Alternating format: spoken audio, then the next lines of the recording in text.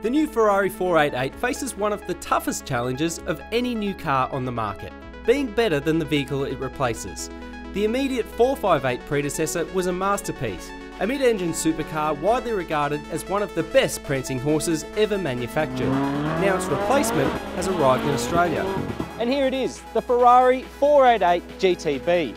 Now this thing costs nearly $500,000 and it'll smash 0 to 100 in 3 seconds flat. But in succeeding the 458, Ferrari has gone back to a template it hasn't used on this level of supercar for nearly 30 years. Under the 488's rear engine cover is a 3.9 litre V8 engine, 600cc smaller in capacity than the 458's. But the bigger revelation is a pair of twin-scroll turbochargers loosely derived from the system used in the lesser California T. In this case, it's the first time that Ferrari has used turbochargers in a mid-engine model since the iconic F40.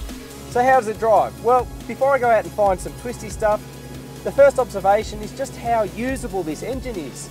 So the 488 is not only more powerful than the 458, but it reaches peak torque outputs much lower in the rev range. Now as for the 7-speed transmission, you set it to its default automatic mode and it is smooth and fairly casual in daily conveyance. The one exception is just a little bit of binding and lurchiness as you take off. In saying that, the 488 is hardly a runabout, and it has the type of high-end componentry to show why. An aluminium monocoque tub resides at the heart of the car. The steering rack is lifted out of the 458 Speciale, along with the same magnetically changeable dampers, while the braking system has been plucked from the mega-dollar LaFerrari hypercar.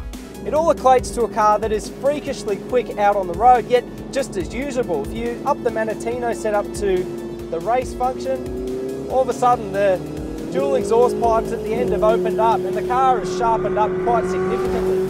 The turn of speed in this thing is just amazing. 0 to 100 in 3 seconds flat. But what's even more impressive is just the roll-on acceleration. You can be any point in the tacho, put your foot to the floor and it just pulls. The turbocharged engine is the star of the show. Along with an inherent flexibility at the lower end of the dial, it will rev willingly to the upper reaches. I guess that's a distinguishing feature between this and the 458, which had a 9,000 RPM rev ceiling. This thing goes to 8,000 RPM and it gets there really quickly. About the only indication that you have reached the rev ceiling is that you've hit the limiter. And I've got to say, in the hands of an everyday driver like myself, it's nearly impossible to unseat the 488's immense levels of lateral grip. You feel like you can just throw it at a corner at just about any speed and it just holds on. I guess the one area for this car, and I'm really clutching at straws here, is the sound. It does sound fantastic in isolation, but I've got to say, I'm still just waiting for the crescendo, the one that you would have had in the 458, that 9,000 RPM peak. You don't quite get to that in this car, but I'll tell you what, you get to the rev limiter a whole lot quicker than before.